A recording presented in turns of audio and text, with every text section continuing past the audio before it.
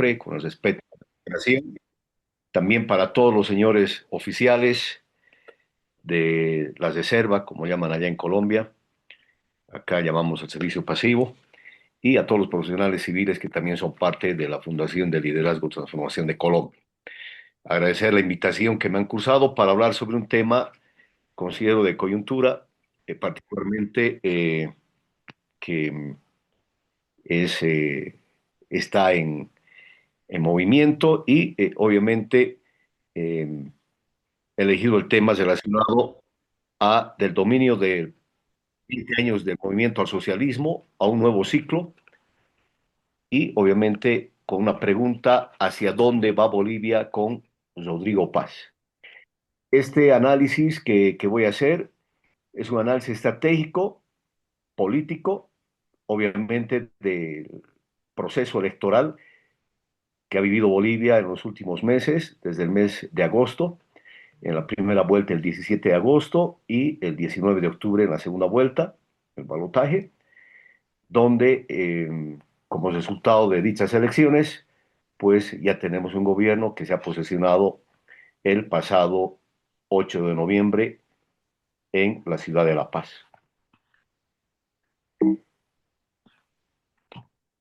El temario que he elegido para ahora, ¿no? Es obviamente, un momentito, voy a salir de aquí.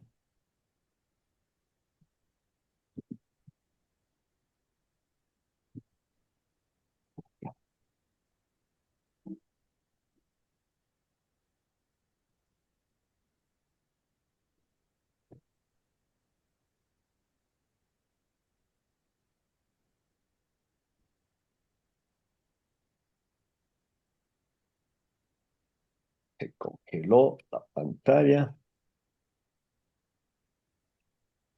Ahora sí. Ya. Este es el temario. Inicialmente haré una breve introducción sobre el tema en cuestión para luego hablar sobre el legado del MAS, del movimiento al socialismo, desde el año 2006 hasta el 2025, durante 20 años de gobierno. Posteriormente, trataré de ser lo más sucinto posible sobre las elecciones que han sido llevadas adelante en mi país en la presente gestión y he denominado el voto del desencanto. Posteriormente, haré una exposición breve sobre la ideología y el proyecto político de Rodrigo Paz como parte del Partido Demócrata Cristiano para continuar con los desafíos del nuevo gobierno en el periodo 2025-2030. Son 5 años de gestión gubernamental que ha iniciado el 8 de noviembre pasado para luego arribar a unas conclusiones.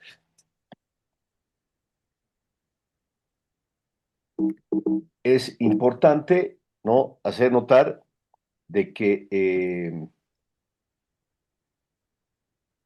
particularmente quienes habla ha tratado de poder actualizar con la mayor cantidad de datos relacionados a eh, la situación actual que está viviendo mi país y obviamente eh, puedo señalar como introducción que el fin de una era, esta era del socialismo del siglo XXI, en Bolivia ha cesado un ciclo de 20 años dominado por el movimiento al socialismo y ha abierto otro marcado por la incertidumbre, la esperanza y obviamente el desafío del cambio. Eh, Como resultado de este proceso, gana las elecciones un candidato que no tenía expectativas, si bien no podemos decir que era un outsider, sino un político que hizo una carrera política desde concejal en su municipio, posteriormente alcalde, posteriormente diputado, luego senador y ahora presidente de la República de Bolivia. Se lo ha denominado como el candidato inesperado que logra canalizar el deseo de millones de bolivianos que querían el cambio y la renovación. Bolivia arrancó con un nuevo gobierno la primera semana de noviembre, como les decía, el pasado 8 de noviembre, con dos hitos muy importantes. El primero, un parlamento renovado que tiene la presencia de 5 partidos.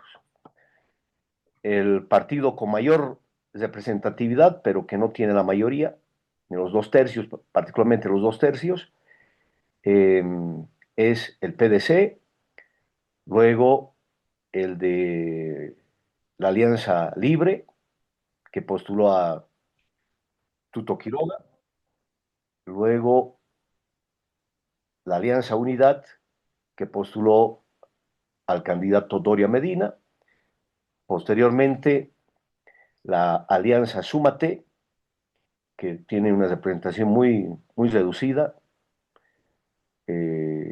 que postuló a un ex oficial de ejército, que es el actual alcalde de la ciudad de Cochabamba, Manfred Reyes Villa, y finalmente estaría también con una representación mínima en el Parlamento, particularmente en diputados, el ex presidente de la Cámara de Senadores y anteriormente miembro del MAS, el senador Rodríguez, que era uno de los favoritos para Evo Morales, para que los pudiese suceder a Evo Morales. En ese contexto, puedo señalar que el propósito de la exposición es analizar las causas del viraje político, la ideología del nuevo liderazgo y los desafíos del nuevo gobierno de Rodrigo Paz. Para poder ingresar de lleno ya a la exposición, en la primera parte, como os decía en la agenda que me he trazado para hoy, el contenido de mi exposición, voy a hablar del legado del MAS, que lo he dividido en diferentes partes, desde el 2006 al 2025. El objetivo de esta parte es mostrar por qué se agotó el ciclo político del movimiento al socialismo. Y obviamente puedo señalar de que el MAS consolidó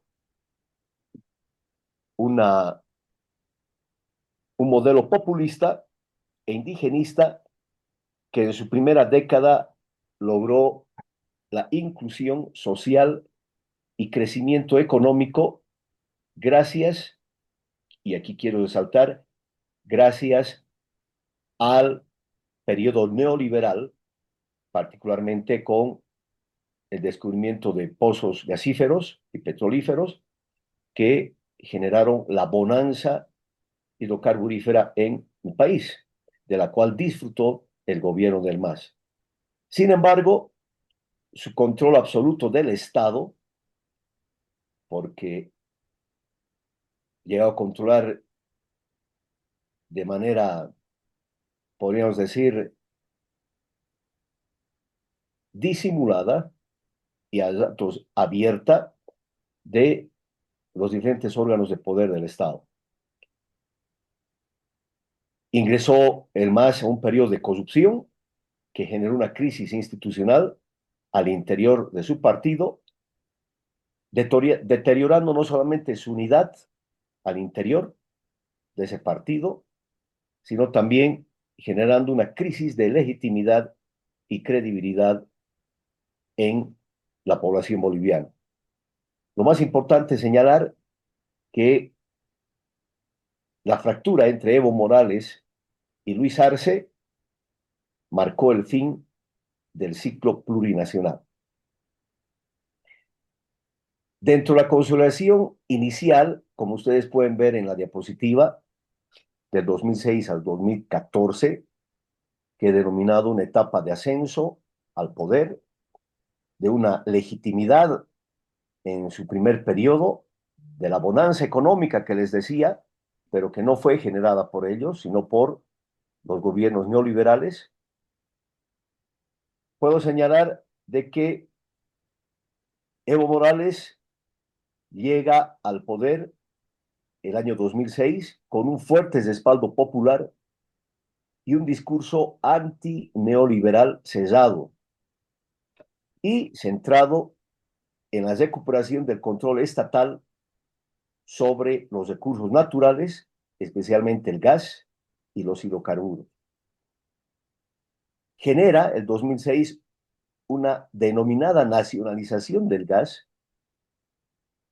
en mayo del 2006, que fue un hito simbólico, que no fue nacionalización del todo, sino fue una negociación con las empresas transnacionales las empresas petrolíferas que estaban a cargo de la explotación de este gas para dividir o redistribuir particularmente los porcentajes en la generación de los recursos y de las ganancias que producía, obviamente, la explotación del gas.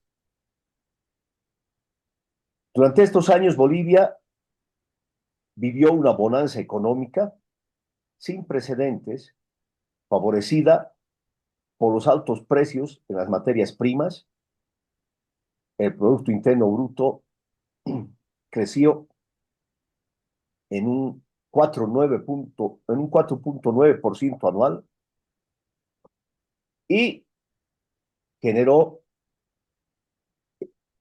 una reducción de la deuda externa. Asimismo, el gobierno del MAS, en su primer periodo, hizo una redistribución de las ganancias a través de programas sociales. Con los recursos provenientes de los hidrocarburos, el MAS implementó bonos sociales emblemáticos, como el bono Juancito Pinto, para evitar la deserción escolar, el bono Juana Zurduy, para todas las mujeres que eran gestantes y que daban a luz a sus hijos, y la renta dignidad, que apoyaba con una renta mínima de 300 bolivianos a los adultos mayores, promoviendo, obviamente,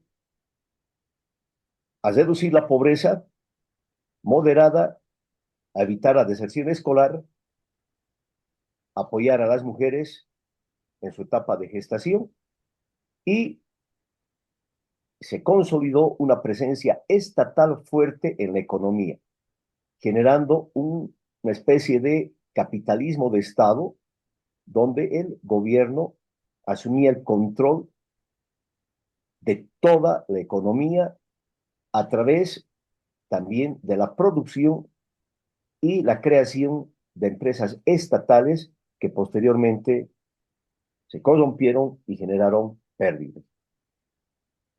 Se convirtió, en otras palabras, en un Estado benefactor y centralizado, que fue uno de los motivos por los cuales se generó en los primeros años de gestión del MAS un conflicto político, una pulseta que se denominó la guerra entre el MAS, o el conflicto entre el MAS y la Media Luna.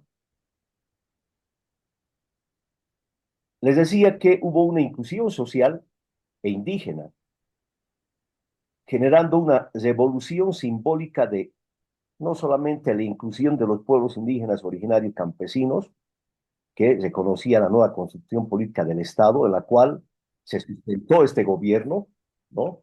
Sino que particularmente generó nuevos símbolos.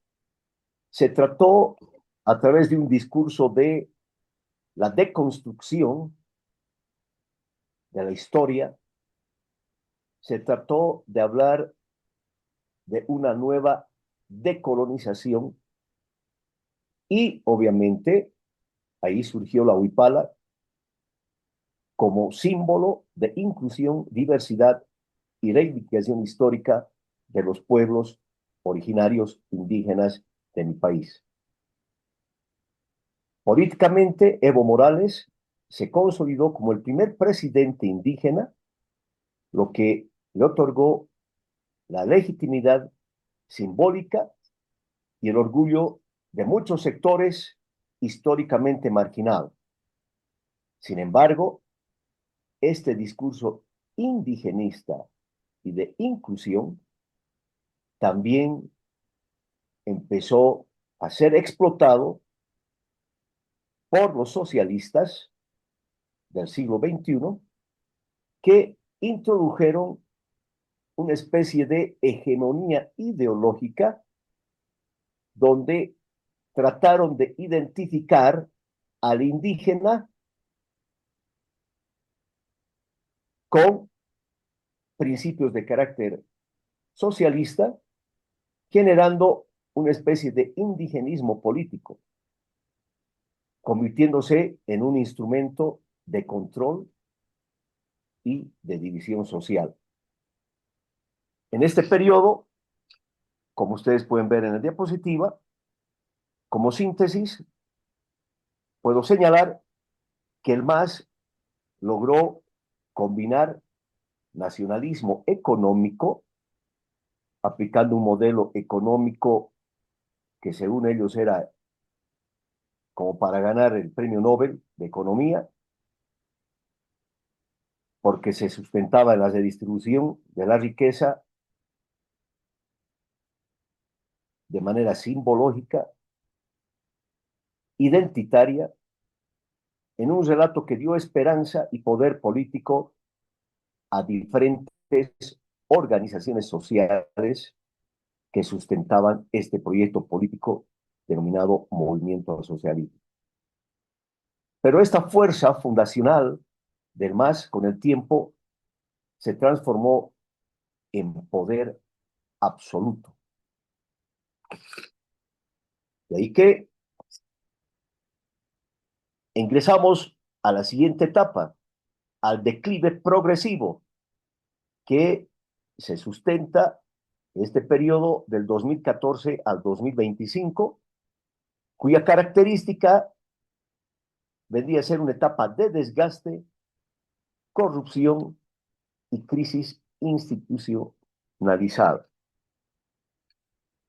Esta etapa surge como resultado de la intención del movimiento al socialismo, obviamente, de reproducir el poder y alcanzar la hegemonía. Es por ello que surge una corrupción estructural, el narcotráfico perfora y se infiltra en las instituciones del Estado y surge una cooptación del sistema judicial por parte del movimiento al socialismo, con casos de corrupción como el Fondo Indígena, yacimientos petrolíferos fiscales bolivianos y la Administradora Boliviana de Caminos ABC. A partir del 2014, el MAS empezó a mostrar signos de agotamiento, no solamente político, sino económico, por la malversación y el derroche del dinero que generó la explotación del gas y de los hidrocarburos. Se multiplicaron los casos de corrupción estatal. El Estado plurinacional fue progresivamente cooptado por redes partidarias y sindicales que actuaban como clientelas políticas más que como instituciones republicanas.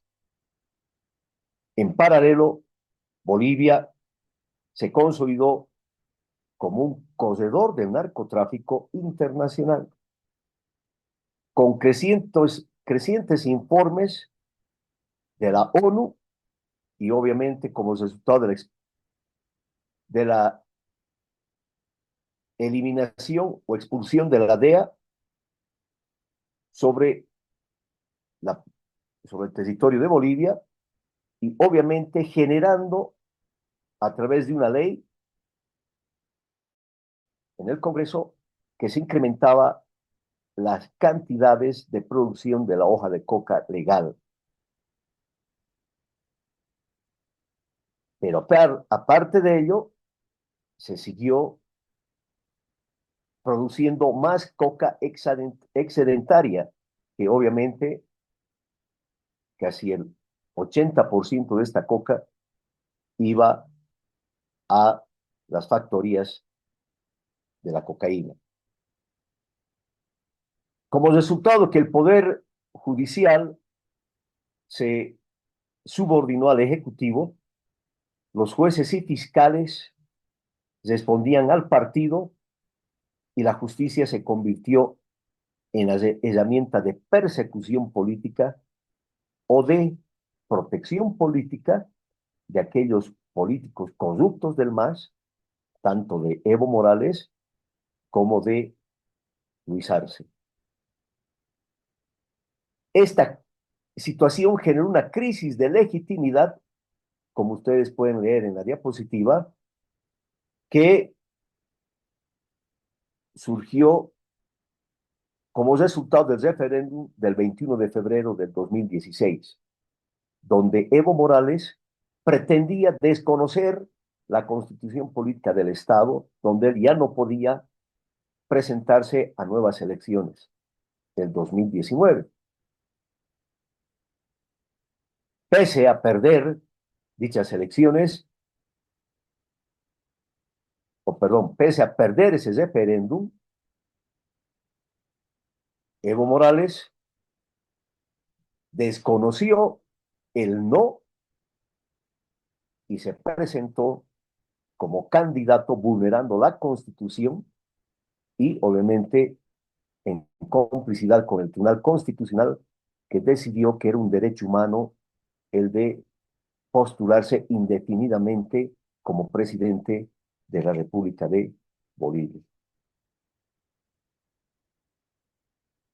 El no ganó con 51.3, expresando el cansancio del pueblo boliviano frente al continuismo del MAS. Este acto marcó el quiebre moral y democrático del proyecto que tenía el movimiento al socialismo, generando una oposición no política, una oposición cívica y ciudadana que luego derivó en las protestas del 2019 como resultado del fraude electoral comprobado y denunciado por la OEA. Todo esto generó un desgaste por el control total del Estado, como cito en la diapositiva, y el debilitamiento institucional y politización de las Fuerzas Armadas y la policía boliviana, que fueron cooptadas, desmereciendo particularmente la meritocracia de quienes asumían el mando de las Fuerzas Armadas y de la policía. La policía y las Fuerzas Armadas fueron instrumentalizadas y eso no sería todo, sino también que la institucionalidad republicana quedó reducida a una fachada formal. Esto se complementó con una situación que se presentaba a nivel mundial, a nivel global, con la caída de los precios de los hidrocarburos y obviamente del endeudamiento creciente que iba generando el gobierno del MAS o los gobiernos del MAS, porque fueron dos gobiernos, y donde su modelo económico empezó a colapsar. Como síntesis de esta segunda etapa, de este segundo periodo, puedo mencionar que el movimiento al socialismo pasó de ser un movimiento popular a convertirse en un régimen burocrático y autoritario, incapaz de escuchar al país, a la población, que alguna vez lo había llevado al poder.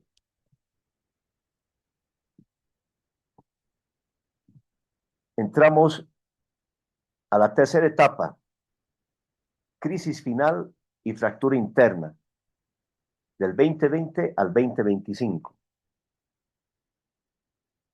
Esta etapa se caracteriza por una etapa de ruptura política al interior del MAS, pérdida de legitimidad política y obviamente colapso político. Como resultado de las disputas políticas entre Evo Morales y Luis Arce, generando una fractura entre evismo y arcismo, una división al interior del MAS y de todas sus organizaciones sociales. Esta disputa surge tras el retorno del MAS al poder en las elecciones del 2020, el 8 de noviembre del 2020, con Luis Arce, quien había sido elegido a dedo por Evo Morales para que fuera el candidato a la presidencia. Pero Evo Morales no se dio cuenta que Luis Arce era el presidente y que obviamente no era una marioneta que podía hacer caso a todo lo que le ordenaba Evo Morales. De ahí que Evo Morales intentó recuperar el liderazgo al interior del gobierno, que estaba a la cabeza de Luis Arce, y también intentó recuperar el control partidario. Esta pugna, como les dije anteriormente, generó una fractura entre el evismo y el arcismo. Evo Morales, como resultado de las denuncias por trata de personas y por haber tenido relaciones con una niña de 14 años y haberla embarazado, es que es denunciado y decide él esconderse en el Chapare.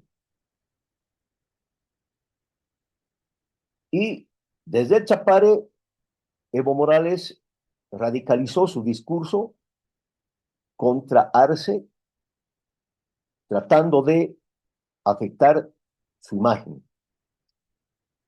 La pugna entre estos dos individuos, los dos masistas, derivó en rupturas sindicales, ataques internos y desgaste electoral, reflejando el fin de la unidad que sostuvo el MAS por casi 2 décadas.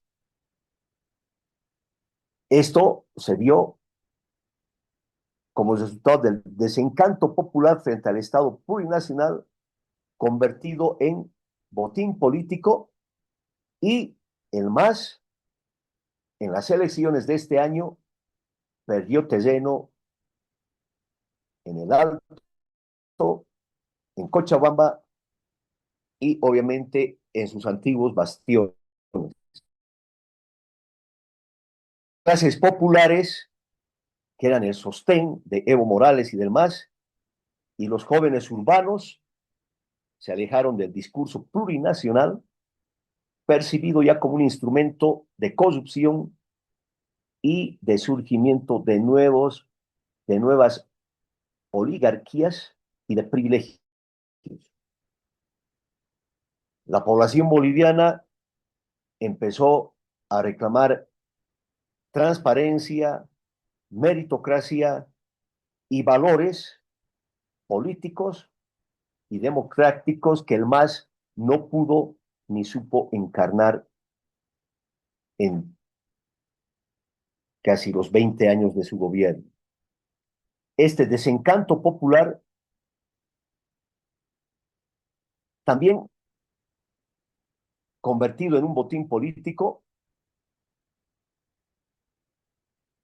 se incrementó como resultado de que el MAS prometió justicia social e igualdad, pero sin embargo derivó en una nueva élite política y económica de origen sindical, cesada al control ciudadano.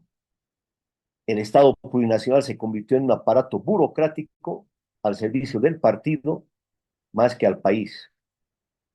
La población indígena y mestiza comenzó a reclamar un retorno al concepto republicano de ciudadanía igualitaria, superando la división entre originarios y no originarios que había instituido el MAS en la sociedad boliviana. Como síntesis de esta etapa, de este periodo, del 2020 al 2025, puedo señalar que el MAS colapsó al priorizar el poder, al priorizar la hegemonía del poder antes que la nación. Y este proyecto plurinacional murió cuando dejó de representar a los pueblos y empezó a proteger una casta sindical, cocalera, indigenista. El MAS fue víctima de su propio poder. Como conclusión parcial de los tres ejes o etapas que les he explicado anteriormente, puedo decir, antes de pasar ya al siguiente aspecto, que el ciclo del MAS refleja una parábola política, una legitimidad inicial, una hegemonía total, pero también una corrupción generalizada y colapso de el poder y el control del poder. La historia del MAS puede leerse como una especie de ascenso con legitimidad, apogeo con control y caída con corrupción. La institucionalidad fue reemplazada por redes partidarias y sindicales. La sociedad boliviana reclamaba un retorno a la república, a la igualdad ciudadana y sobre todo al mérito. El colapso del MAS abrió la puerta a la victoria de Rodrigo Paz, cuya narrativa de reconciliación republicana encontró eco en una sociedad agotada del conflicto. Pero, y aquí vuelvo a decir pero, y resalto el pero, ¿no? Rodrigo Paz, si bien encarna esos aspectos de la reconciliación, la institucionalidad y la reconstrucción nacional, también ha representado a todos aquellos sectores masistas que antes votaban por Evo Morales, va a decir esos sectores populistas que votaron por Rodrigo Paz. Recurriendo a una cita que en su momento dijo Aristóteles, puedo decir que el poder sin virtud corrompe la patria y la virtud sin poder la engrandece. El MAS no solo perdió una elección en estas justas eleccionarias del 2025, perdió su narrativa, su proyecto, dejó de inspirar y pasó a representar aquello que prometió combatir, la corrupción. Pasando a la segunda parte de la conferencia, las elecciones del 2025 y el voto del desencanto. El objetivo que me he trazado en esta explicación de esta parte es mostrar por qué se agotó el ciclo político del MAS, analizar el proceso electoral y los factores que llevaron a la victoria de Rodrigo Paz. Factores de la victoria de Rodrigo Paz.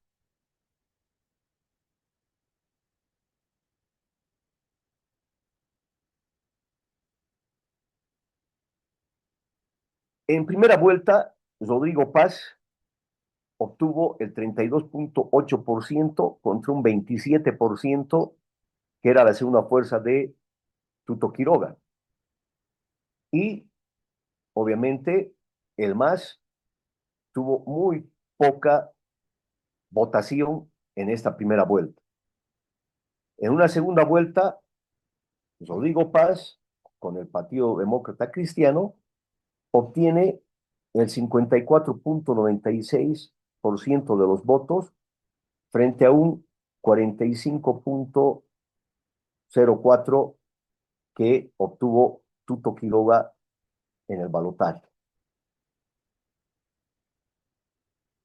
La campaña de Rodrigo Paz se sustentó en un discurso conciliador,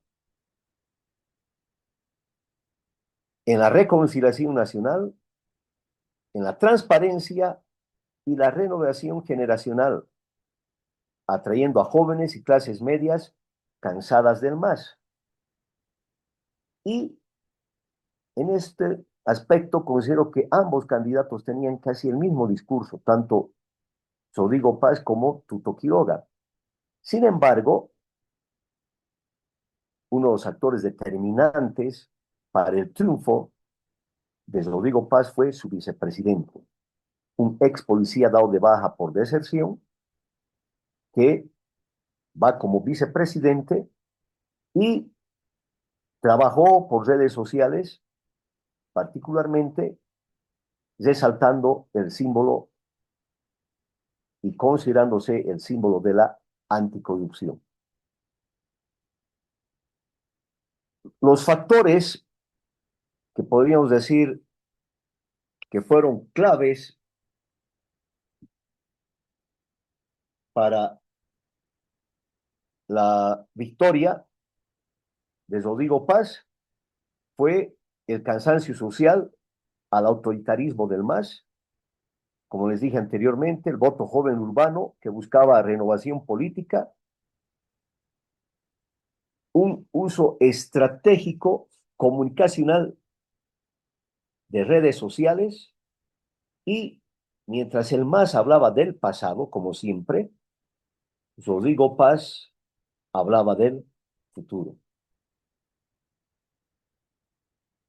Pasando ya a la tercera parte de mi exposición, que le he denominado perfil ideológico y proyecto político del nuevo presidente Rodrigo Paz Pereira. El objetivo es definir, aproximarme a su posición ideológica y el sentido de su proyecto político. Como ustedes pueden ver en la diapositiva,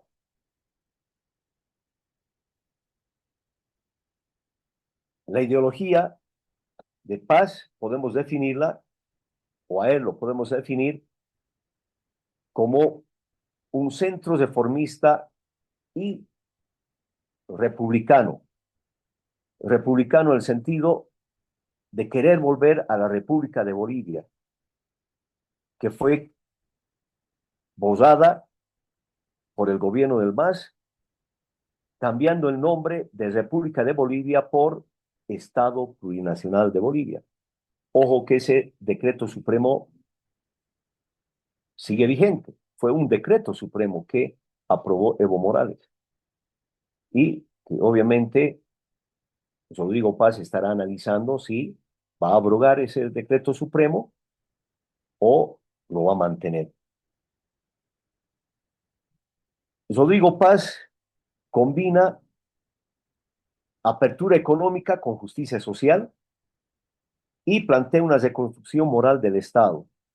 Rechaza los extremos, ni populismo estatista, ni, ni neoliberalismo salvaje.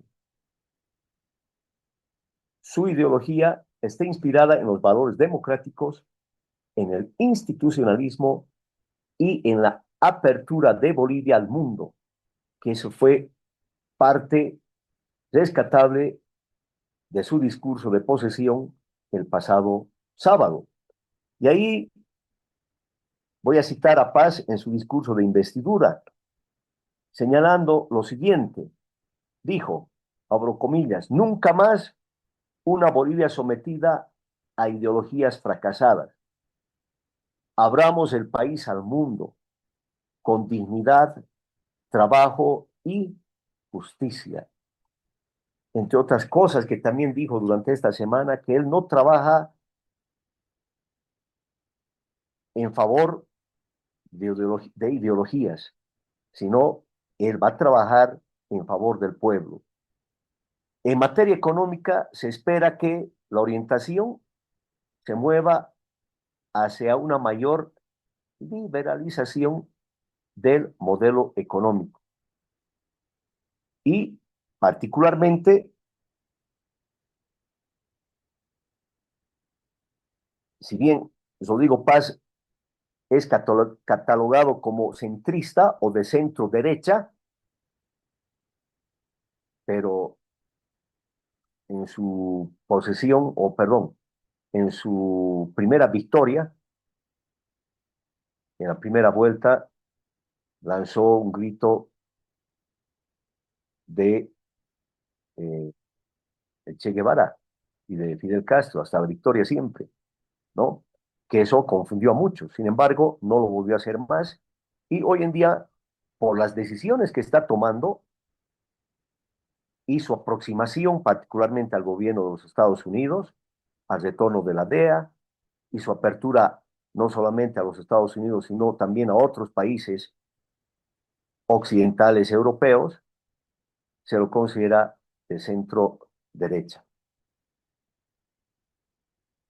Paz ha sido considerado como alguien que busca combinar crecimiento del sector privado con mantenimiento de ciertas políticas sociales. En materia económica, se espera que la orientación se mueva, como les dije, a liberalizar la economía sin desatender la dimensión social. Algunos economistas y politólogos señalan que no será un giro extremo hacia políticas de austeridad radical como las impulsadas por otros gobiernos en la región que vencieron al socialismo. Entre los ejes de su propuesta está la reforma judicial y lucha contra la corrupción, reconstrucción económica mediante inversión privada, apoyo al emprendedor y estímulo a la producción nacional. Pretende llevar adelante una política social eficiente a través de la asistencia sin clientelismo. Practicar relaciones exteriores pragmáticas, sin ideologías, sin extremismos, según su discurso. Por ello, ha buscado la cooperación con Estados Unidos y Europa sin romper con los países de Sudamérica. En términos de seguridad y defensa, pretende fortalecer institucionalmente a la policía y a las Fuerzas Armadas para el control del narcotráfico y del crimen organizado. ¿Cuál es el simbolismo político del binomio Paz-Lara que coloco al pie de la diapositiva? La dupla Paz-Lara encarna la ruptura generacional con la vieja clase política. Lara, aunque polémico por su pasado policial, representa la figura del ciudadano rebelde contra la corrupción. Paz y Lara no representan solo un gobierno, sino un experimento político. El intento de regenerar la República desde la ética cívica. Sin embargo, en el poco tiempo, desde su victoria en las urnas y su posesión como vicepresidente, Lara realmente le va a dar dolores de cabeza a el señor Rodrigo Paz, porque es de unas personas que habla sin pensar y genera conflictos y va a generar conflictos de carácter político, inclusive al interior de dicho gobierno. Parte cuarto, desafíos y riesgos del nuevo gobierno del 2025 al 2030. Con esto quiero como objetivo advertir los escenarios críticos que considero tendrá que enfrentar el gobierno del PDC en su periodo constitucional. Para ello, obviamente, los principales desafíos está la gobernabilidad limitada, puesto que no tiene los 2/3 y a tener que recurrir a las alianzas, particularmente con los representantes de Doria Medina, de la alianza,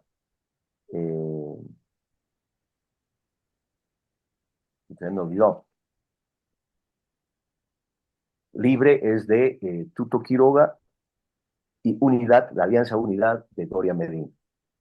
Obviamente, con esa alianza, más el apoyo que ha recibido de manera desinteresada del candidato Tuto Quiroga, posiblemente obtenga los 2/3 para generar reformas a la Constitución y la aprobación de leyes que puedan apoyar su gestión política. Obviamente, otros desafíos es una economía en transición. La economía en Bolivia hoy en día está en crisis y las decisiones que piensa tomar y que tome Rodrigo Paz tiene que ser reformar la economía sin generar crisis social. Él está consciente de eso. Y obviamente, como resultado, ¿no?, de un modelo estatista agotado, tendrá que pasar a un libre mercado regulado con un riesgo de inflación y ajustes que en su momento puedan ser considerados impopulares y que ya en 20 años que la Central Obrera Boliviana no se manifestaba, hoy día el secretario ejecutivo de la Central Obrera Boliviana ya empezó a amenazar al gobierno de Rodrigo Paz. Respecto a la reforma institucional, que es otro desafío, esta reforma institucional al interior de la justicia y de la policía, que han sido cooptadas por el narcotráfico y la corrupción particularmente. Respecto a la cohesión social, se debe reconciliar al país que ha estado dividido por el MAS, generando odio, división. Hablaban de racismo y discriminación en el gobierno del MAS, pero sin embargo ellos han generado mayor racismo y discriminación en mi país y en la sociedad boliviana. Para ello, el desafío es de sanar heridas de carácter étnico-racial y, sobre todo, una sociedad polarizada. Dentro de las amenazas internas, que son los desafíos también del nuevo gobierno, este gobierno tendrá que enfrentar redes del narcotráfico y de radicalización en el trópico de Cochabamba y particularmente en Chapare, donde está parapetado Evo Morales, y en otras zonas grises que se han generado en mi país, territorios sin control, donde le cuesta al Estado y a la policía particularmente llegar, si no es con el apoyo de las Fuerzas Armadas, que obviamente es otro de los desafíos más críticos que tiene el gobierno de Rodrigo Paz. Y en el escenario internacional, obviamente, equilibrar sus relaciones internacionales, restituir embajadas, restituir, por ejemplo, embajadas y relaciones diplomáticas con países como Israel. O sea, rompía relaciones porque desde Venezuela o desde Cuba le daban los lineamientos políticos y obviamente el gobierno del MAS repetía lo mismo que hacía Venezuela y Cuba. Entonces, considero que en el escenario internacional necesariamente tiene muchos desafíos y sé que por los pasos que ha dado y las reuniones y las visitas que están llegando a Bolivia, va a reequilibrar de nuevo las relaciones internacionales y particularmente va a restituir en el Ministerio de Relaciones Exteriores y en el sistema diplomático a profesionales en el área con carrera diplomática.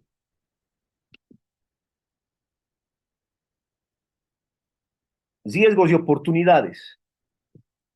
Respecto a la gobernabilidad, su partido, como les decía anteriormente, no cuenta con mayoría de los 2/3 en la Asamblea Legislativa, lo que le obliga a mantener esas alianzas parlamentarias para poder gobernar. Existen expectativas altas en mi país por la población después de tanto periodo de estancamiento y de crisis que ha sido generado por el MAS. La sociedad boliviana espera cambios en lo económico, en lo institucional y en lo social. Si no se logran satisfacer en el corto y mediano plazo, el desgaste de este gobierno puede venir rápido. Respecto al legado institucional y social del MAS, el MAS dejó entramados en la administración del Estado, en la redistribución de recursos, en la construcción de ciertos beneficios que ciertos sectores esperan mantener. Por ejemplo, hoy día la COP también salió, este secretario activo de la COP, a exigir 2 ministerios al gobierno de eh, Rodrigo Paz. Todo como resultado de la práctica clientelar que hacía el MAS. Distribuía ministerios a sus movimientos sociales. Y obviamente los ministros no eran técnicos, en su mayoría eran políticos, pero no políticos capaces, estadistas, eran oportunistas, gente sin méritos, pero que ocupaban esos cargos. Entre el equilibrio que debe haber entre la liberalización y protección social, liberalización de la economía, si la política económica se inclina demasiado rápido hacia el libre mercado o el recorte de subsidios sin un marco de protección, pueden haber reacciones adversas en la población y obviamente conflicto social. Respecto a la división social y simbología política. Si bien la salida del MAS abre un nuevo ciclo, Bolivia arrastra divisiones profundas, regionales, departamentales, étnicas, culturales, y obviamente Rodrigo Paz no está heredando un país en paz, sino un país fragmentado, vigilante y desconfiado. Y obviamente el nuevo gobierno tendrá que generar un sentido de unidad sin caer en autoritarismo simbólico. Para finalizar, el cambio no será fácil para Rodrigo Paz. Y obviamente hereda un país fragmentado, como decía hace un momento, vigilante y desconfiado. El gobierno de Paz podría marcar un renacimiento republicano. Ese es el objetivo. Si logras restaurar la institucionalidad y la ética pública, pero si fracasa, podría abrirse la puerta a un retorno del populismo autoritario o la fragmentación social y el retorno del movimiento al socialismo. Como conclusión, también puedo señalar, ¿renacimiento republicano o es una transición incierta? Los hechos lo dirán. Las decisiones que tome el gobierno de Paz en estos 5 años nos darán la respuesta. Si bien este año, el 2025, marca un punto de inflexión, la salida del MAS abre una oportunidad histórica para reconstruir la República de Bolivia. Rodrigo Paz simboliza el desafío de unir a Bolivia en torno a un nuevo pacto cívico y moral. Su éxito dependerá de si logra convertir la esperanza en resultados concretos. Y cito una frase de James Freeman que decía, el poder no cambia a los hombres, los revela. Y eso fue lo que sucedió con el MAS, con Evo Morales, con Luis Arce, y también sucederá con la gestión de Rodrigo Paz. La historia nos está observando. ¿Será el 2025 el año del renacimiento de la República de Bolivia o solo una pausa antes del próximo ciclo de desencanto y retorno del MAS? Muchas gracias. Ha concluido mi exposición. Mi coronel Gustavo Terán, sea usted eh, bienvenido como siempre a la Fundación Excelencia, Liderazgo y Transformación. Le habla el coronel Bernardo Fuentes Pulido, y será su moderador en la sala esta noche. Mil gracias por esta exposición que nos hace hoy la nueva presidencia de nuestro hermano país, Bolivia, deseándoles desde luego todos los éxitos políticos, sociales, económicos y de seguridad nacional para este hermano país de Bolivia. Y coronel, tenemos disponibles 25 minutos.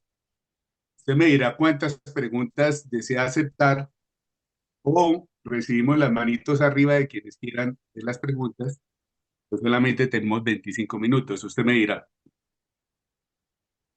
No, está bien, 25 minutos, mi coronel. Muy buenas noches. Un gusto saludarlo. Y pues, mi coronel Fuentes, usted pues dirige a quienes desean realizar las preguntas y estoy presto para responder aquellas que estaré en condiciones de responderlas. Y si no, pues habrá otra oportunidad en las cuales podré investigar más y complementar aquello que les pueda informar o responder como resultado de estas impresionantes. Bueno, muchas gracias, mi coronel. Entonces, quienes quieran participar voluntariamente, manitos arriba, o inicio hacer un llamado a cada uno de los participantes de la sala. Bienvenidos a todos, muy buenas noches. ¿Qué mano arriba desea iniciar con sus preguntas? Mi coronel César Saavedra, por favor, adelante y bienvenido. Y sigue la ingeniera Rosita. Adelante, mi coronel Saavedra. Gracias. Si quiere, le cedo el turno a la ingeniera Rosita, ni más faltaba primero las damas. Gracias. Adelante, ingeniera Rosita, bienvenida, buenas noches.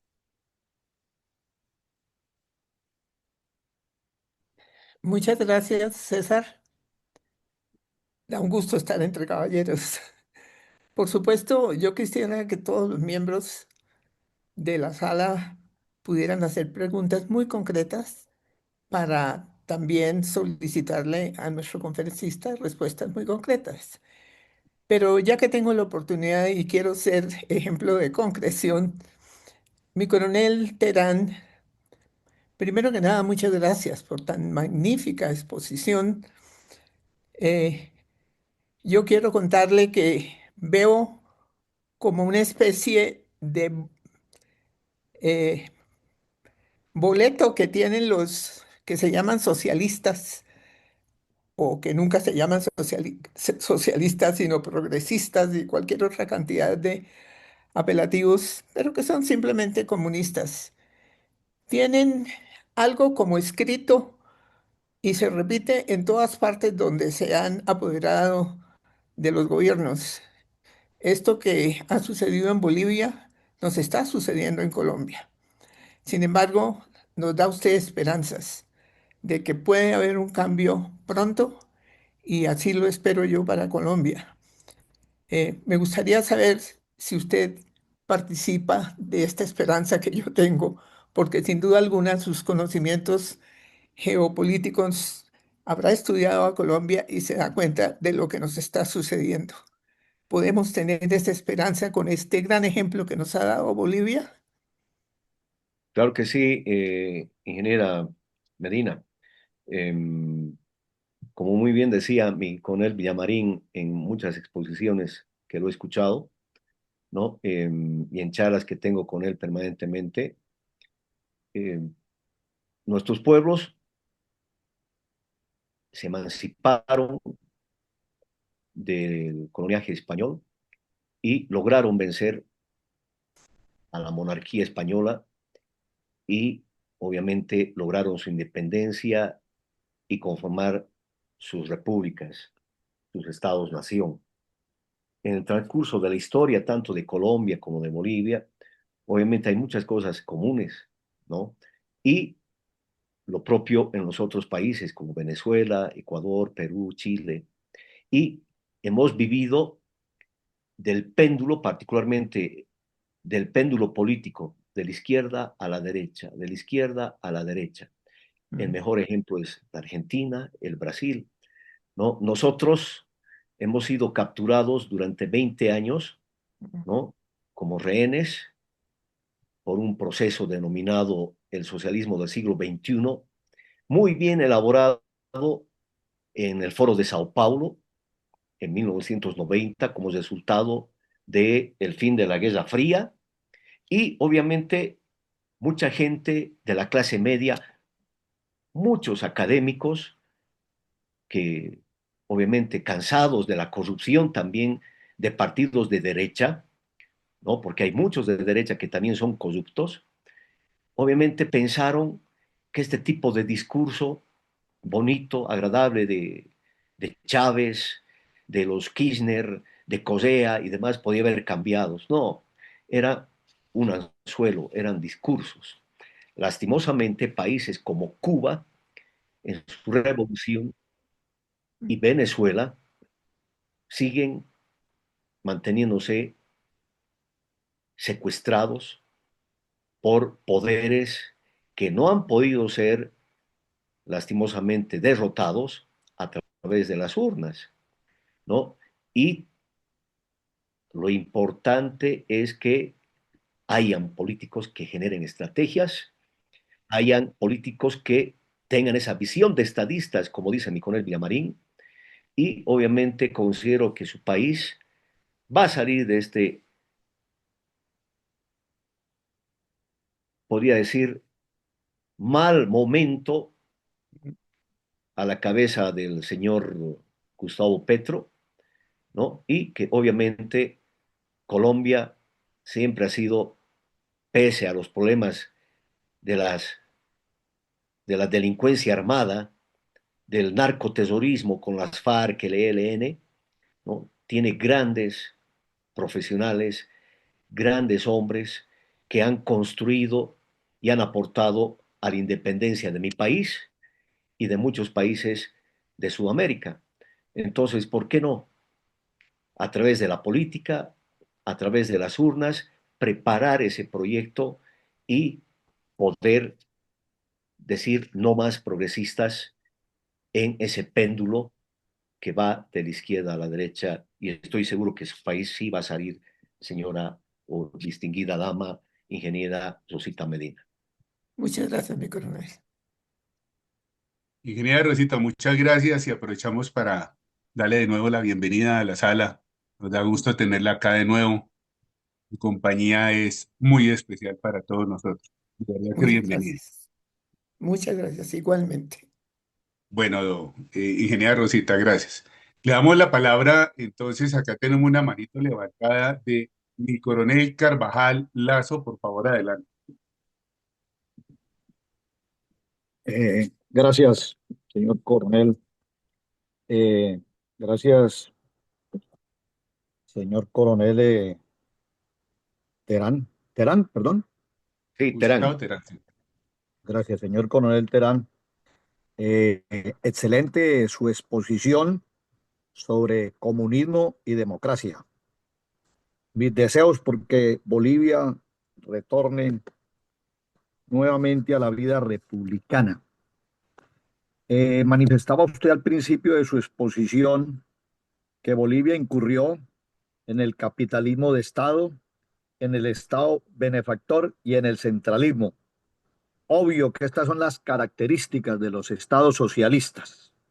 El capitalismo de Estado, el Estado benefactor y el centralismo. Quisiera hacerle una pregunta. En esa evolución del MAS, en 20 años, ¿qué tanto por ciento se puede determinar que haya sido influenciada esa evolución por el comunismo internacional? Muchas gracias, señor coronel Terán. A usted, mi coronel Carvajal, em, obviamente la influencia ha sido determinante, particularmente, como le dije, como mencionaba hace un momento, como resultado de una estrategia muy bien elaborada en 1990 por Fidel Castro y Chávez, eh, en el denominado Foro de Sao Paulo, y donde se definió cambiar de estrategia para la toma del poder. El otro día hacía una reflexión de cómo Bolivia tuvo que enfrentar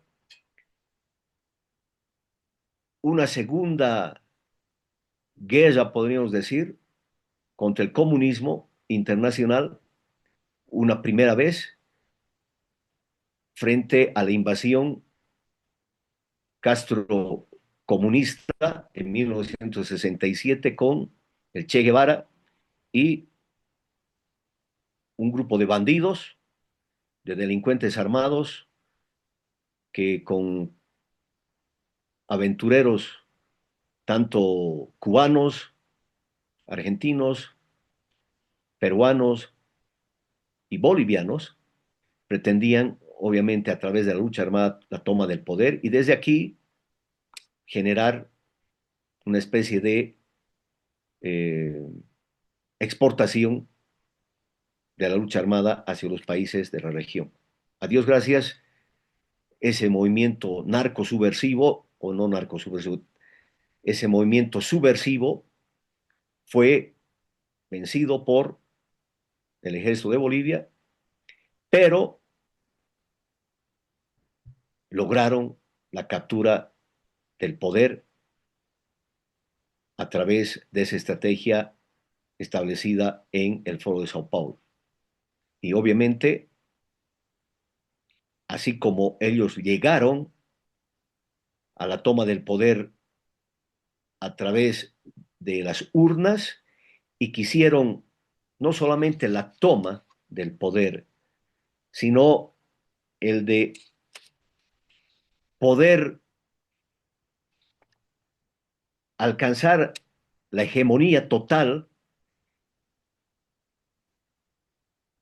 replicar la toma del poder en diferentes procesos electorales como hace Venezuela y donde sigue siendo el mismo el ganador, ¿no? Y eso intentaron hacer con Evo Morales. Lastimosamente, no lastimosamente. A Dios gracias, más bien, podría decir, ¿no? Que los bolivianos no son como los venezolanos. ¿En qué sentido? ¿No? Claro, Yo respeto mucho a los venezolanos, ¿no? Como eh, personas de bien, como patriotas, como personas que quieren también ser libres, quieren vivir en una democracia, pero sin embargo, los malos venezolanos, los malos ciudadanos, como hay también en Bolivia, intentaron, ¿no? reproducir el poder indefinidamente. Y obviamente el comunismo internacional desde Cuba apoyó todo este proceso para que Venezuela también pueda alcanzar la toma del poder. Han replicado, han reproducido el poder, han alcanzado la hegemonía absoluta del poder e intentaron hacerlo en Bolivia, no pudieron y seguramente van a intentar hacerlo en Colombia, intentaron hacerlo en la Argentina,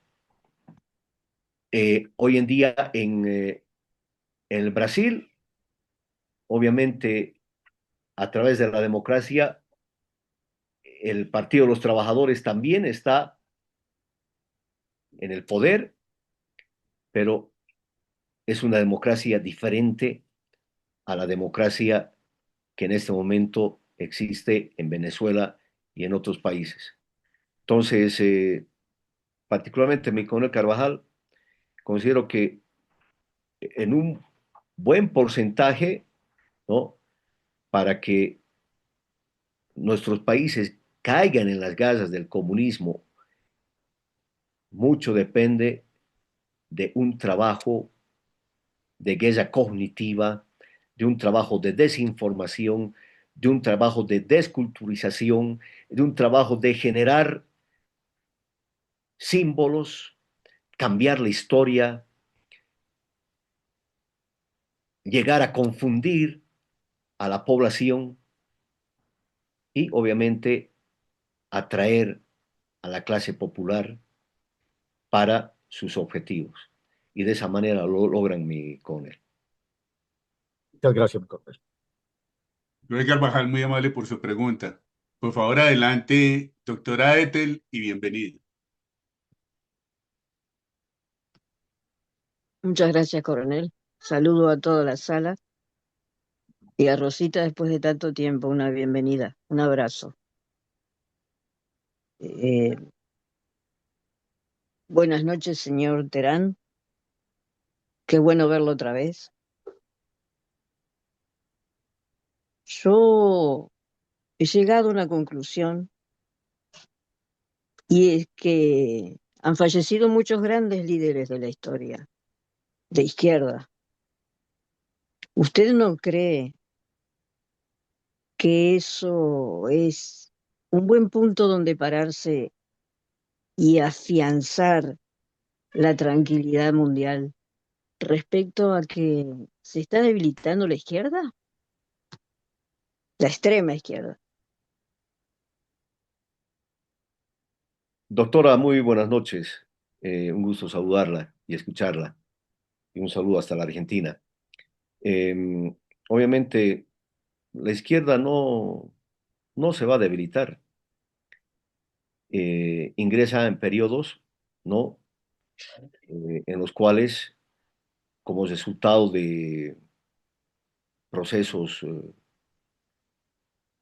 políticos, de gobiernos corruptos de la izquierda, como en el caso de su país con la familia Kirchner y Fernández, ¿no?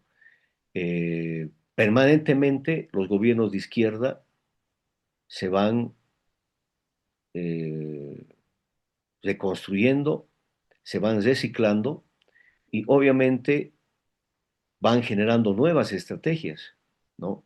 Es como, por ejemplo, el Foro de Sao Paulo en 1990 determina lineamientos básicos para la toma del poder y el Grupo de Puebla, creo que el 2019, se define y actualiza los objetivos, las políticas y estrategias para los países de Latinoamérica particularmente, para que todos aquellos partidos de tendencia de izquierda o de extrema izquierda que desean la toma del poder puedan rearticularse y obviamente poder nuevamente alcanzar el poder. De ahí que cuando yo hablaba en mi exposición, en las conclusiones, ¿no? Y me hacía una pregunta específica de que eh, ¿será que el 2025 decía, ¿será que el 2025 será el año del renacimiento republicano de Bolivia o solo una pausa antes del próximo ciclo del desencanto? Y obviamente el desencanto, ¿quiénes lo generan? Los políticos, tanto de izquierda o de derecha. Y de ahí seguimos en ese péndulo, el péndulo de la política, ¿no? Y obviamente esperemos que ese péndulo de la política, por la importancia de los valores y principios democráticos, ¿no? Se pueda mantener siempre conservando, ¿no? Procesos electorales que sean correctos, que sean obviamente no como el de Venezuela, ¿no? Donde pueda existir la posibilidad de fraude. Y serán las gestiones de los gobiernos de turno para evitar que, en el caso de Bolivia, por ejemplo, ¿no? Vuelva de nuevo en breve el movimiento al socialismo como resultado de las malas decisiones y la corrupción que pueda haber, esperemos que no, en la gestión de el señor Paz. Por ejemplo, en mi país, cuando sale Evo Morales, renuncia y después él dijo que fue golpe de Estado, ¿no? Asume el poder la señora Yanine Áñez, que recién después de 5 años estando en prisión, vulnerando todo proceso establecido para exdignatarios de Estado, el gobierno del MAS la encarcela y obviamente por algunos delitos que se hubiesen cometido en su gobierno, en su gestión, y obviamente entre ellos está actos de corrupción de algunos de sus exministros que generaron ese desencanto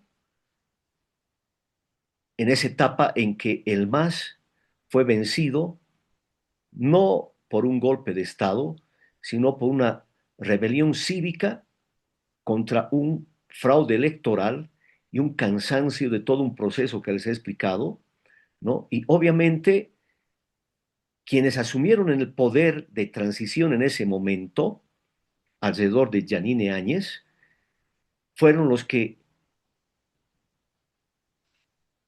se dividieron ministerios, se repartieron ministerios y empezaron en época de pandemia a actuar de una manera incorrecta y obviamente con casos de corrupción que fueron denunciados y comprobados, que fue y se constituyó en la fuerza para que el MAS en las elecciones del 2020 pueda ganar nuevamente y obviamente tuvimos que esperar otros 5 años, ¿no? De crisis generalizada, de una crisis no solamente institucional, sino crisis de valores, crisis económica, que en nuestros países los generan los mismos partidos gobernantes. En conclusión, la izquierda no se debilita. Son los gobiernos de turno la que los fortalecen a estos gobiernos de izquierda para posteriormente lanzarlos en un trampolín para la toma del poder. Gracias, doctor. Gracias a usted y lo felicito por la presentación. Eh, Grandiosa, muchas gracias. A usted las gracias, doctor. Doctora Etel, muy amable por su pregunta. Bueno, hemos agotado el tiempo en estos momentos. Vamos a dar la última pregunta a mi coronel Saavedra y con esto cerramos el ciclo de preguntas. Por favor, adelante, mi coronel Saavedra, y muchas gracias. Adelante. Mi coronel, nuevamente buenas noches. Muchas gracias por la ilustración que nos da sobre la situación en Bolivia. Y yo empiezo por decirle que no solamente es la ilustración, sino la esperanza que usted nos da para los otros países que estamos viviendo situaciones similares a las que su país vivió. Creo que es un espejo para Colombia, que si ustedes con 20 años que tuvieron del MAS lograron quebrar esa frontera y restablecer nuevamente una democracia, para nosotros que afortunadamente hasta ahora vamos a completar los primeros funestos 4 años, podamos actuar y hacer algo. Creo que esa es la primera lección aprendida, tanto para nosotros por el espejo y también para ustedes. Es una lección aprendida por lo que nos acaba de decir en su comentario, de que no es la derecha, es la izquierda.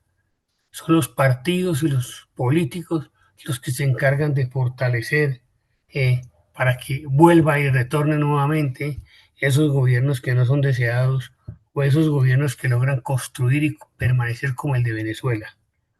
La pregunta que yo quería hacerle adicionalmente es, después de esto, ¿qué sigue para Evo Morales, Luis Arce, eh, Palmas?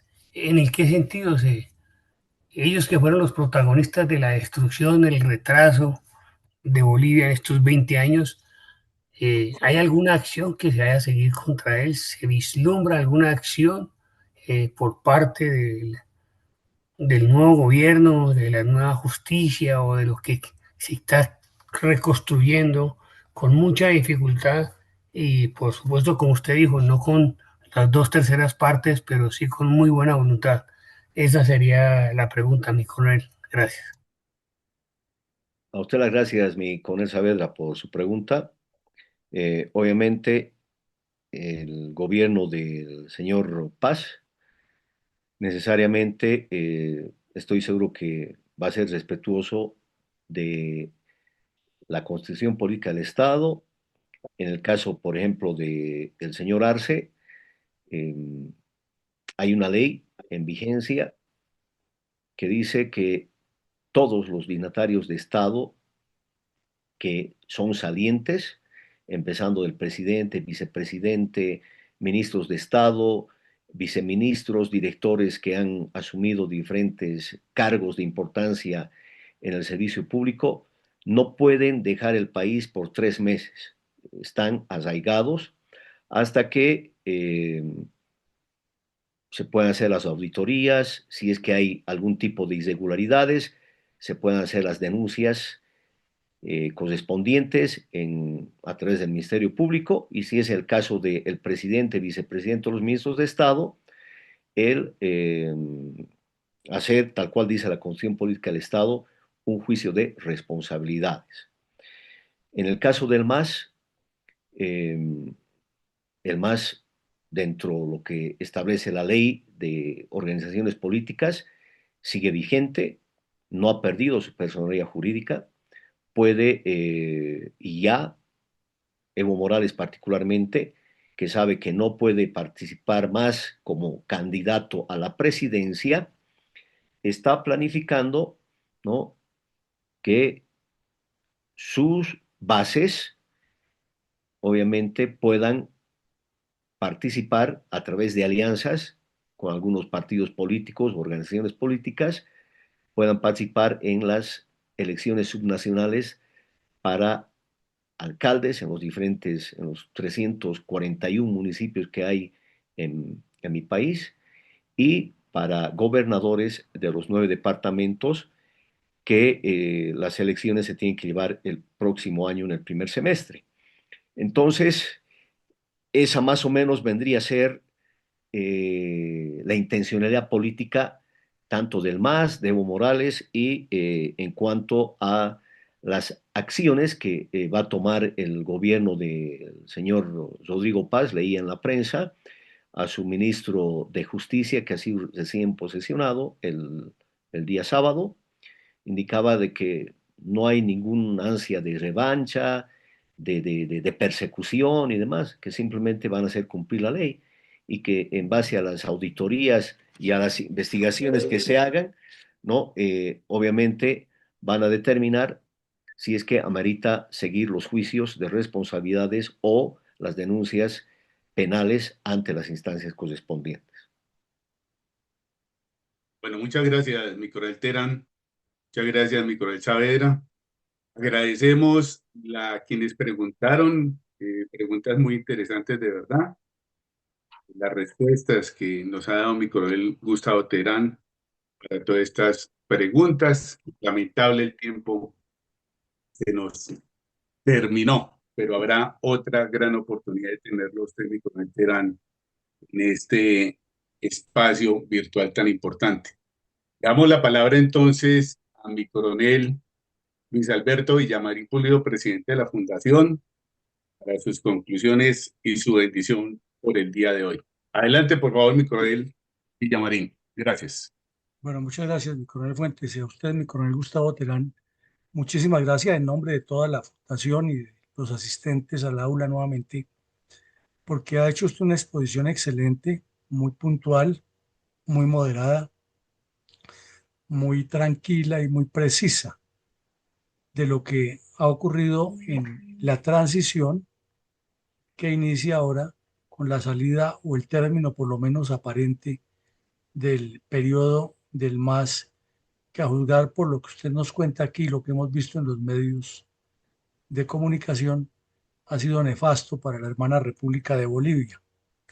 Hizo pues usted un recorrido histórico que nos contó desde cómo se inició el MAS, cuál era su objetivo, sus planteamientos nacionalistas en apariencia, y cómo poco a poco fue virando en una descomposición hasta llegar a ser realmente una mafia, que es lo que caracteriza las extensiones de poder, y más en los ambientes tropicales donde se pierde el equilibrio de poderes y se pierde la posibilidad de que las instituciones tengan cada una su peso específico en la conducción del rumbo de los estados.